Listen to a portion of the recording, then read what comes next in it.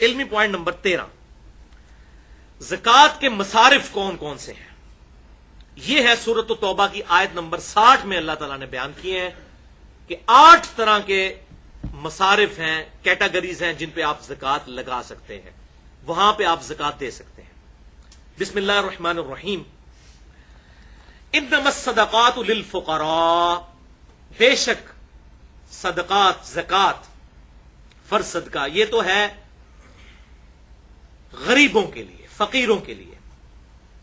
فقیر اس غریب کو کہتے ہیں جو سوال نہ کرتا ہو لیکن ہو غریب۔ والمساکین، اور مسکینوں کے لیے، مسکین اس غریب کو کہتے ہیں جو لوگوں سے مال بھی مانگ بھی لے۔ فقیر وہ جو مانگے نہ لیکن وہ اپنی حالت اس کی نظر آ رہی ہو کہ یہ غریب آدمی ہے، سفید پوش، اور مسکین وہ جو سائل بن کے ہے، مانگ لے، دو گے۔ نمبر 3، والعاملین، اور زکات وصول کرنے والے یعنی سرکاری ملازم جو اس ڈیوٹی پر ہیں کہ لوگوں سے جا کے زکات کیلکولیٹ کرتے ہیں،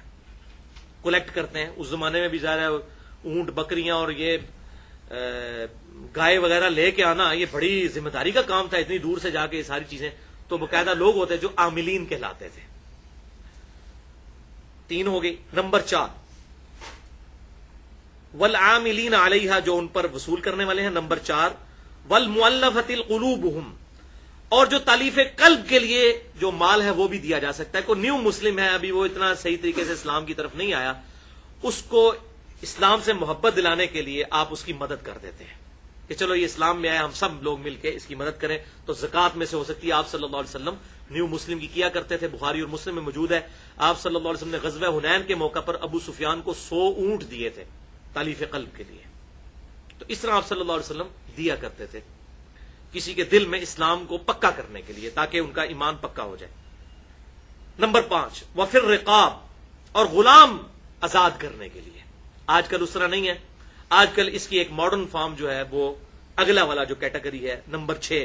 والغارمین، مقروض لوگ، ان کی گردن چھڑانے کے لیے، کوئی بہت قرضے کے تلے دب چکا ہے، اس کو اس قرضے سے آزاد کروانے کے لیے آپ زکات دے سکتے ہیں۔ اسی طریقے سے غلام آزاد کرنا یہ بھی ہو سکتا ہے کہ کوئی بندہ بیچارہ بے قصور کسی تھانے میں قید ہو گیا اور آپ ضمانت میں کچھ پیسے دینے پڑ جاتے ہیں آپ کو اس کو نکالنے کے لیے، یا کسی سے غلطی سے قتل ہو گیا، اب اس کی دیت ڈیمانڈ کر رہے ہیں اور اس کے پاس کچھ نہیں دینے کو، تو اس کی دیت کی طرف سے بھی یہ ادا کیا جا سکتا ہے زکات کا پیسہ۔ اس پہ حدیث بھی موجود ہے، وہ اینڈ پہ میں بتا دوں گا۔ وفی سبیل اللہ، یہ 7 نمبر، اور اللہ کی راہ میں، پرٹیکولر اس سے مراد تو جہاد فی سبیل اللہ ہے، باقی اس کی مد میں اور کافی ساری چیزیں آ جاتی ہیں، وہ میں انشاءاللہ اسی میں بتا دیتا ہوں۔ وابن السبیل، اور مسافر کے لیے بھی، چاہے وہ امیر مسافر بھی ہو، زکات لے سکتا ہے۔ ظاہر ہے کہ آج سے 60-70 سال پہلے تک لوگ پیدل سفر کرتے تھے۔ اب مجھے بتائیں، حج کرنے کے لیے ہمارے انڈیا پاکستان سے لوگ تقریباً 4 مہینے کا سفر پیدل طے کرتے تھے۔ اب اس دوران اگر ڈاکو راستے میں لوٹ لیں تو آپ کے پاس تو کچھ بھی نہیں ہے، آپ تو جناب ایزی لوڈ بھی نہیں کروا سکتے اس زمانے میں۔ یہ تو 40-50 سال ہوئے نا، 1350 سال تو ہم نے اس طرح نہیں دیکھے ہیں نا، آج کے زمانے سے تو نہ سوچیں۔ اسی طریقے آج کل بھی ہو جاتا ہے کہ آپ کسی دوسرے شہر میں گئے ہوئے ہیں، وہاں آپ کی جیب کٹ گئی ہے، تو ظاہر ہے اب آپ کو گھر آنے کے لیے یا تو اب یہ ایزی پیسہ والا معاملہ، اس طرح کی جو چیز شروع ہوئی ہے اسے کر سکتے ہیں، وہ بھی جو بیچارہ پڑھا لکھا بندہ ہے وہی کر لے گا نا۔ عام آدمی تو کسی کی ریکویسٹ ہی کرے گا نا کہ بھائی مجھے تھوڑا کرایہ دے دے، میں اپنے گھر تک تو پہنچ جاؤں۔ تو مسافر چاہے امیر ہو یا غریب، اس پہ زکات لگ سکتی ہے، اور یہ اگلے زمانوں میں بھی ہوتا تھا، آج کل بھی ایسا ہوتا ہے۔ بعض اوقات لوگ آتے ہیں اور مجھے تو جب بھی ایسا بندہ ملے میں اس کو پھر گاڑی پہ بٹھا کے آتا ہوں اور کنڈکٹر کو کہتا ہوں کہ بھائی یہ اس کا کرایہ ہے، اگر یہ کرایہ مانگ کے اترنے کی کوشش کرے تو یہ پیسے تیرے ہیں، تاکہ اگر جعلی ہوگا تو پکڑا جائے گا، وہ اس کنڈکٹر کو انشاءاللہ تعالی اس بیچارے پہ بھی لگ جائے گا یہ پیسہ۔ تو اس طرح کریں کہ اس کو آپ بٹھا دیں اس گاڑی پہ کہ آپ نے جانا ہے بھائی، آپ لاہور میں جیب کٹ گئی اور آپ نے اسلام آباد جانا ہے تو بھائی آپ کو ٹکٹ لے کے دے دیتے ہیں، آپ کو ریل کار میں بٹھا دیتے ہیں، وہاں پہنچ جائیں گے انشاءاللہ تعالی۔ پیسے نہ ہاتھ میں دیں تاکہ یہ بھی چیز جو ہے وہ ایڈریس ہو جائے۔ فریضۃ من اللہ، یہ 8 جو مصارف ہیں یہ اللہ کی طرف سے فرض کیے ہوئے ہیں۔ واللہ علیم حکیم، اور اللہ تعالیٰ علم والا، حکمت والا ہے۔ اللہ کو یہ پتا ہے کہ اس نے یہ نصاب کیوں ان لوگوں کے لیے زکات رکھی ہے، یہ اللہ کی حکمت کا تقاضا ہے، اس نے اپنے علم سے یہ چیزیں جج کی ہوئی ہیں۔ بخاری اور مسلم کی متفق علیہ حدیث ہے، بخاری میں 1496، مسلم 121، کہ آپ صلی اللہ علیہ وسلم نے ارشاد فرمایا کہ زکات مالداروں سے لے کر غریبوں میں تقسیم کی جائے گی، یعنی امیروں سے لے کر امیروں میں نہیں، مالداروں سے لے کر غریبوں میں، اور وہ یہ 8 کیٹیگری اوپر آ گئی۔ اس بات پر بھی اجماع ہے کہ میاں اپنی بیوی کو زکات نہیں دے سکتا اور بیوی اپنے خامند کو زکات نہیں دے سکتی۔ ویسے تو بخاری اور مسلم میں آتا ہے کہ جو مرد اپنے بال بچوں پہ جو کچھ لگاتا ہے وہ صدقہ ہے، لیکن وہ زکات نہیں لگا رہا ہوتا، مراد یہ اللہ کے حضور صدقہ لکھا جائے گا، جیسے میں نے پچھلی دفعہ کتنی بتائیں، سبحان اللہ بھی کہنا صدقہ ہے، الحمدللہ کہنا بھی صدقہ ہے، لا الہ الا اللہ بھی صدقہ ہے، اللہ اکبر بھی صدقہ ہے۔ اس طرح میاں بیوی کا ایک دوسرے پہ خرچ کرنا بھی صدقہ ہے، اور اس میں صحیح مسلم کی میں نے حدیث بتائی تھی، ایون میاں بیوی کا آپس میں ازدواجی تعلق قائم کرنا بھی صدقہ ہے، اس پہ بھی ثواب ملے گا، لیکن آپس میں ایک دوسرے کو زکات نہیں دے سکتے۔ وہ جو فتاوی عالمگیریہ والا مسئلہ ہم نے سنا، وہ والا چکر بھی نہیں کر سکتے، ہیلا بازی بھی نہیں کر سکتے۔ اسی طریقے سے اس پہ بھی اجماع ہے کہ اولاد کو زکات نہیں دی جا سکتی، اولاد اپنے ماں باپ کو نہیں دے سکتی۔ ماں باپ میں اس کے اپنے ماں باپ بھی شامل ہیں، دادی دادا بھی شامل ہیں، اور نانی نانا بھی شامل ہیں، یعنی آپ خود جس کی اولاد ہے یا جو آپ کی نسل سے ہے ان کو آپ ڈائریکٹ زکات نہیں دے سکتے، لیکن بہن بھائیوں کو آپ زکات دے سکتے ہیں، اور سب سے افضل زکات یہی ہے۔ بخاری اور مسلم کی متفق علیہ حدیث ہے، بخاری میں 1466، مسلم میں 2318، اور سنن نسائی میں بھی ڈیٹیل کے ساتھ 2583 ہے۔ آپ صلی اللہ علیہ وسلم نے فرمایا کہ عام غریب آدمی کو صدقہ دینے کا 1 اجر ہے، اور رشتہ دار غریب کو دینا 2 اجر ہے، کیونکہ اس میں اللہ تعالیٰ صدقے کا اجر بھی دے گا اور رشتہ داروں کے ساتھ حسن سلوک اور صلہ رحمی کرنے کا اجر بھی دے گا، لہذا رشتہ داروں کو دینا زیادہ افضل ہے، ڈبل ثواب ہے۔ اور یہ اس لیے ہے کہ اکثر جیلسی بھی رشتہ داروں میں ہوتی ہے، یہ طویز دھاگے بھی رشتہ دار کرواتے ہیں، ایک دوسرے کو وہ پھلتا پھولتا نہیں دیکھ سکتے، دوسرا بندہ کبھی بھی آپ سے جیلس نہیں ہوتا۔ تو اللہ تعالیٰ نے ہماری اسی انسٹنکٹ پہ اسٹرائک کیا ہے کہ سب سے زیادہ ثواب ملے گا رشتہ داروں کو دو، اور اکثر لوگ ناراض ہوتے ہیں، اس نے منو اپنی دھی کا رشتہ نہیں دیتا سی، تے یہ نہیں سی کیتا جی، میں تو گھر بھی نہیں وڑنا، اس نے مجھے اپنی بیٹی کا رشتہ نہیں دیا تھا، میں نے جانا ہی نہیں ہے، وہ غریب ہیں۔ لوگوں کو زکات دیتے رہیں گے اور اپنے غریب بہن بھائیوں کو زکات نہیں دیتے، یہ بہت غلط پریکٹس ہے، اللہ تعالیٰ اس سے محفوظ فرمائے۔ اچھا، اس پہ بھی اجماع ہے امت کا کہ جو فرض صدقہ ہے یہ صرف مسلمان کو دیا جائے گا، فرض صدقہ یعنی زکات۔ ہاں، زکات کے علاوہ جتنا ہے، جیسے قربانی کا گوشت ہے وہ فرض نہیں ہے، سنت موقدہ ہے۔ اس طریقے سے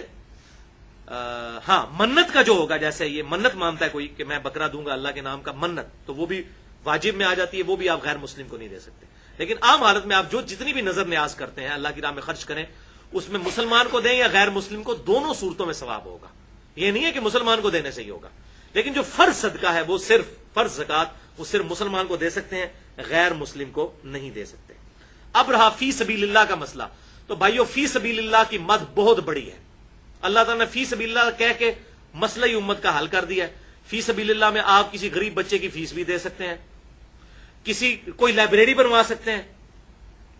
رفاع عامہ کے کام کر سکتے ہیں، وہ گلی بنوا سکتے ہیں، کہیں پر کنواں نہیں آپ کنواں کھدوا سکتے ہیں، چاہے امیر وہاں سے استعمال کرے پانی چاہے غریب، رفاع عامہ کے جتنے کام ہیں یہ سب کے سب کام فی سبیل اللہ میں شامل ہیں۔ اسی طریقے سے کوئی ٹی وی چینل ہے ایسا جو صرف دین کی دعوت کا کام کرتا ہے اور اس کو کمائی کا ذریعہ نہیں بناتا، نو پروفٹ نو لاس پہ، اس کو بھی زکات لگ سکتی ہے۔ تو فی سبیل اللہ کی مد بہت بڑی ہے، اس میں آپ مسجد کے اوپر بھی لگ سکتا ہے، مسجد میں تو اختلاف ہے، دونوں طرف اقوال موجود ہیں، لیکن مدرسے کے اوپر سب کا اجماع ہے کہ دینی مدرسے کے اوپر بھی لگ سکتا ہے۔ اور الحمدللہ اس حوالے سے میں بات پھر وہ ریپیٹ کروں جو میں نے پچھلی دفعہ کی تھی کہ پوری دنیا کا یہ سروے ہے کہ پوری دنیا میں چیریٹی میں نمبر 1 پاکستان ہے، خرچ کرنے والا ملک۔ پوری دنیا میں کسی ملک کے لوگ اتنا خرچ نہیں کرتے غریبوں پر جتنا پاکستان کرتا ہے، یہ چیریٹی میں پاکستان دنیا میں نمبر 1 ہے، اور یہ ملک چل رہی چیریٹی کے اوپر ہے۔ اتنے غریب لوگ بیچارے لوگوں کے گھروں میں کام کرتی ہیں عورتیں، آپ 1000 روپے میں ایک کام کرنے والی عورت بھی ہائر کر سکتے ہیں، $10 بنتے ہیں مہینے کے۔ $10 مہینے کا کیا ہے؟ باہر کے ملکوں میں تو $10 گھنٹہ چارج ہوتا ہے صفائی کرنے والی، یہاں مہینے میں۔ اب وہ غریب عورتیں بیچارہ اپنا گزارا کیسے کرتی ہیں کہ لوگ ان کے ساتھ باقی چیزوں میں بھی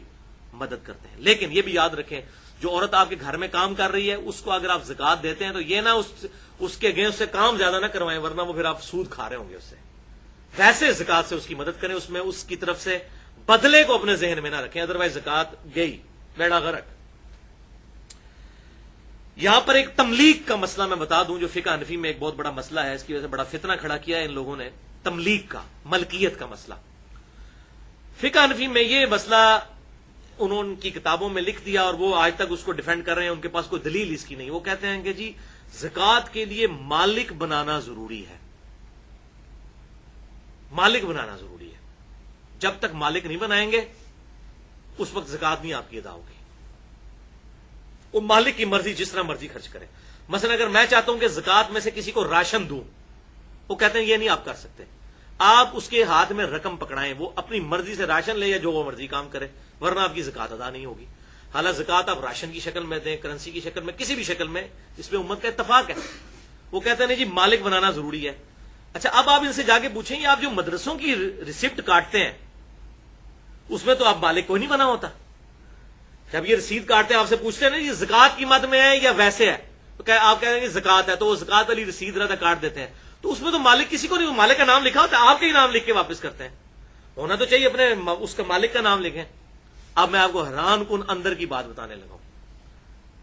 یہ آپ جا کے آپ جو فقہ حنفی کے مدرسے ہیں ان سے جا کے کنفرم کرنا ہے، کیونکہ میں بھی رہا ہوں نا، مجھے پتا ہے سارا کچھ۔ وہ دائیں کو ٹھڈ تو نہیں چھپے ہوتے،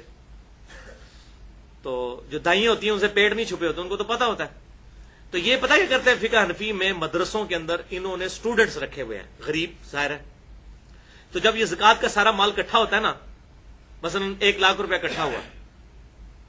تو وہ اسٹوڈنٹس 10 بٹھا لیں گے، تینوں کو 10-10 ہزار گفٹ کر دیں گے اور کہیں گے یہ آپ پہ زکوٰۃ ہے، آپ کو مالک ہم نے بنا دیا ہے 10-10 ہزار کا، 10 کے 10 اسٹوڈنٹس کو مالک بن گئے۔ اس کے بعد کہتے ہیں آپ اپنی مرضی سے ہمیں گفٹ کر دیں، تو وہ آپ حاضر ہیں، یہ ایسے ہوتا ہے۔ انہوں نے کتا تو لال کرنا ہے نا کسی طریقے سے، وہ تملیغ والا جو مسئلہ وہ بنا گئے ہیں بابے، وہ بابوں کو تو انہوں نے خوش کرنا ہے، تو پھر کہتے ہیں وہ پھر واپس لیتے ہیں۔ ایک طرف کہہ رہے ہیں جی آپ مرضی سے نہیں کر سکتے، ادھر مرضی خود تونپ رہے ہیں۔ 10,000 اسٹوڈنٹس باقاعدہ انہوں نے، جیسے یہ حلالہ نکالنے والے مولوی ہوتے ہیں نا،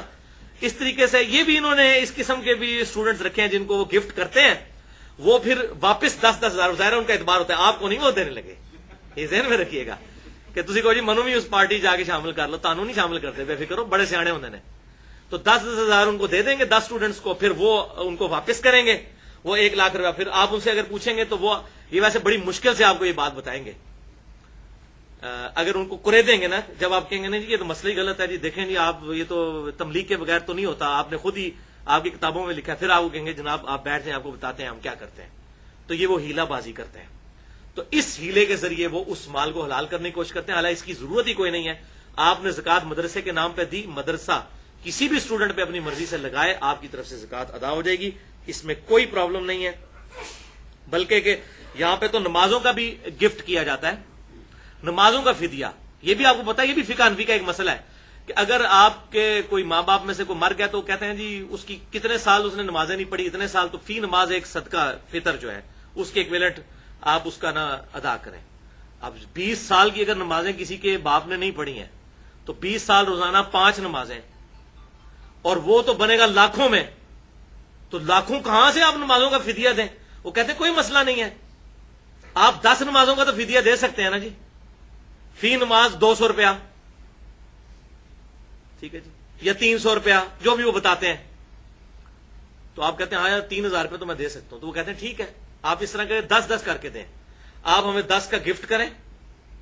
ہم آپ کو واپس گفٹ کر دیں گے، تو پہلی 10 نمازیں آپ کی 5 نمازیں ہو گئیں، 10 نمازیں ہو گئیں، پھر اگلی 10 نمازیں ہو گئیں۔ اس طریقے سے 1 گھنٹے کی ایکٹیویٹی ہے، لیکن 1 گھنٹے میں اگر کسی کا باپ بخشا جائے تو کوئی زیادہ مشکل کام تو نہیں ہے۔ دیکھیں نا جی 1 گھنٹے کی محنت سے 1 گھنٹے کے لیے تو فرشتوں نے چلو 1 گھنٹے کا تو شاید کوئی تھوڑا بہت ریلیکسیشن اللہ تعالیٰ سے بھی لے لی جائے کہ یا اللہ 1 گھنٹے کے لیے تھوڑا سا آپ ڈیلے کر دے، میں ایسے زیادہ بندوبست کر رہا ہوں۔ یہ اس طریقے سے کرتے ہیں، بولے اعوذ باللہ تعالی۔ بہرحال یہ بات ٹھیک ہے، بخاری اور مسلم کی متفق علیہ حدیث ہے کہ آپ صلی اللہ علیہ وسلم نے فرمایا کہ اگر کسی کے منت کے روزے رہتے ہوں اور وہ بندہ مر جائے تو اس کی طرف سے اس کی اولاد ادا کرے، اس طریقے سے حج ادا کرے، اولاد ادا کرے۔ کسی نے اس طریقے سے منت مانی ہو تو اولاد پوری کرے گی، لیکن نمازوں کا کہیں نہیں ملتا کہ جی وہ جو نمازیں اس طرح فرض نمازیں، ہاں منت کی نماز اگر کسی نے مانی ہوئی ہے تو اولاد منت اس کی طرف سے پوری کر سکتی ہے، لیکن وہ پیسے دے کے نہیں، خود نماز پڑھ کے۔ 20 سال کی نمازیں کوئی نہیں کسی کے لیے پڑھ سکتا، تو منت کیا ہوگی، کسی نے 10 نفل مانے، وہ بیچارہ فوت ہو گیا تو اس کی طرف سے اس کی اولاد پڑھ سکتی ہے، بخاری اور مسلم سے ثابت ہے، لیکن منت کے فرض نمازیں نہیں۔ یہ مسئلہ بھی الحمدللہ میں نے کلیئر کر دیا.